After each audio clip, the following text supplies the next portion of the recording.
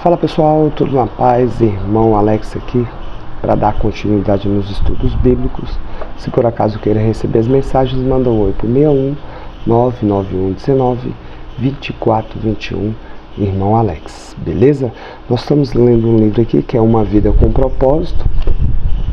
Você não está aqui por acaso. E a parte que nós vamos estar lendo hoje é Transformado pela Verdade.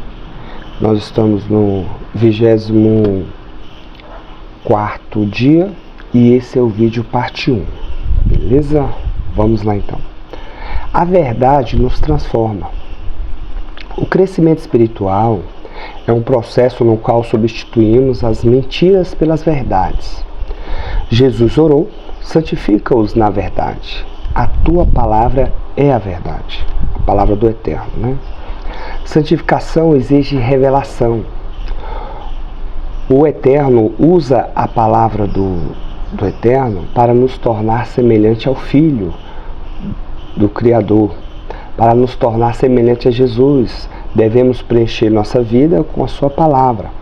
A Bíblia diz: por meio da palavra somos unidos e moldados para as tarefas que o Eterno tem para nós.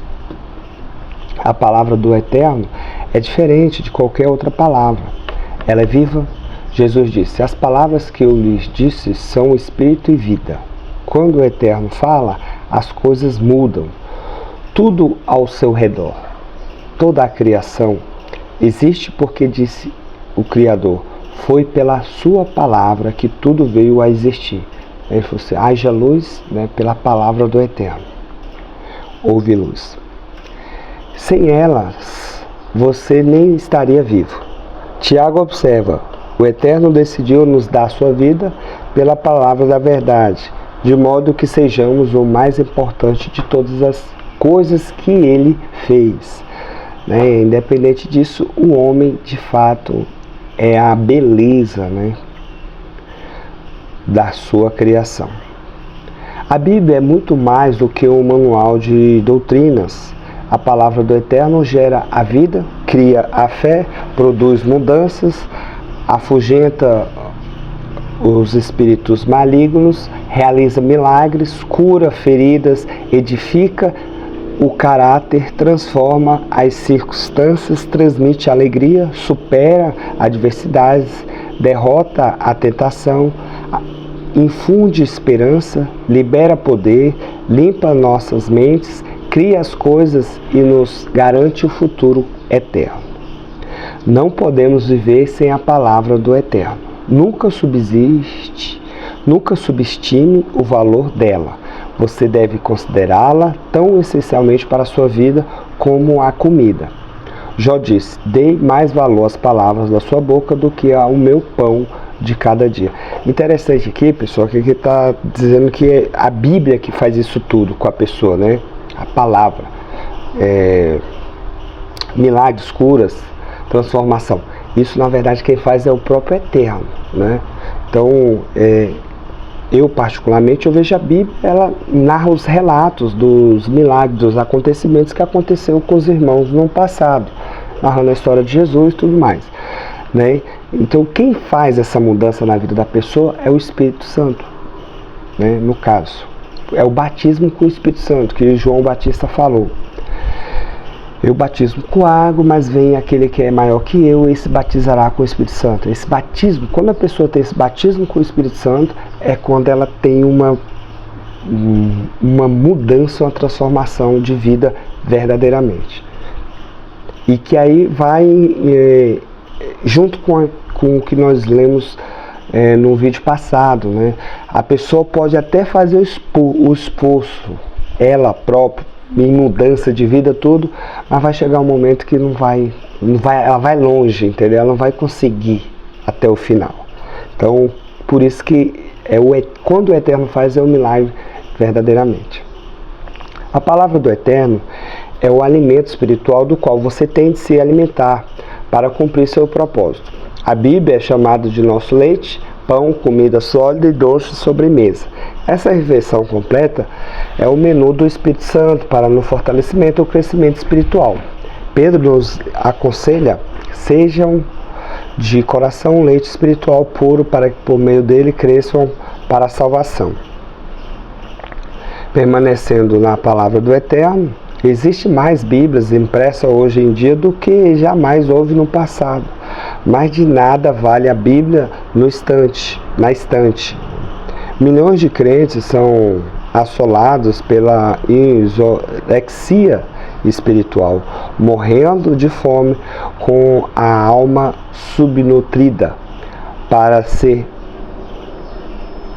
um saudável discípulo de Jesus, alimentar-se da palavra de Deus, do Eterno, deve ser a primeira prioridade. Jesus chamou isso de permanecer. Ele disse: se vocês permaneceres firmes na minha palavra, verdadeiramente serão meus discípulos. Na vida cotidiana, permanecer na palavra do Eterno inclui 3 atividades. Devo aceitar sua autoridade. A Bíblia deve se tornar o critério definitivo para a minha vida, a bússola no qual confio para saber a direção, o conselho a que dou ouvidos para tomar decisões sábias e o parâmetro que utilizo para avaliar todas as coisas. A Bíblia deve sempre ter a primeira e a última palavra em minha vida. Isso aqui tem que tomar muito cuidado, pessoal, porque muita gente conhece a Bíblia. A Bíblia, ela inclui tanto o Antigo como o Novo Testamento. Então tem orientações do Antigo Testamento, que é a Bíblia hebraica, que é a literatura do povo de Israel, que é totalmente contrário ao que Jesus ensinou, né? Então você tem que ter esse entendimento, que quando Jesus fala a minha palavra, ele não está falando da Bíblia, ele está falando aquilo que ele estava falando, né? Então os ensinamentos dele, né? Tem ensinamentos na Bíblia hebraica, no Antigo Testamento, que vai na contramão do que Jesus ensinou. Então nós temos que tomar cuidado sobre isso, viu? Vamos lá. Muitos de nossos problemas ocorrem porque baseamos nossas escolhas em critérios duvidosos. Cultura, todos estão fazendo isso. Tradição, sempre fazemos isso. Razão, isso pareceu lógico. Ou emoção, parece-me a coisa certa, né? Então isso aqui é interessante. Todos esses critérios foram corrompidos pela entrada do pecado no mundo. O que precisamos é de um critério perfeito, que nunca nos leve à direção errada. Somente a palavra do Eterno supre essa necessidade. Salomão nos lembra que cada palavra do Eterno é comprovadamente pura. E Paulo explica que todas as escrituras é a palavra do Eterno. Tudo é útil para ensinar, ajudar as pessoas e para corrigi-las e mostrar-lhes como viver. Interessante aqui, pessoal, mais uma coisinha, um exemplo. Toda vez que Paulo ou alguns dos apóstolos, quando estava escrevendo as cartas de recomendação, fala nas escrituras, eles não estão falando da Bíblia. As escrituras para eles naquele período era a lei e os profetas. Somente isso eram as escrituras, entendeu? Então foi bem posteriormente que as cartas de Paulo, que as cartas de Pedro foram, né, escolhidas ali pela igreja para poder conter no Novo Testamento. Aí pegaram a literatura que nós conhecemos como Antigo Testamento e fizeram a junção. E aí colocaram o nome de Bíblia Sagrada, que o nome Bíblia vem de biblioteca, biblion, entendeu? Essas informações é importante para a gente crescer no conhecimento. Nos primeiros anos do seu ministério, Billy Graham atravessou um período em que lutava com suas dúvidas sobre a precisão e a autoridade da Bíblia. Era uma noite enluaradas, ele caiu de joelhos e disse ao Eterno que a respeito das passagens confusas que ele não compreendia, daquele ponto diante ele confiaria completamente na Bíblia como a única autoridade para a sua vida e ministério. Daquele dia em diante, a vida de Billy Graham foi abençoada com extraordinário poder e eficácia.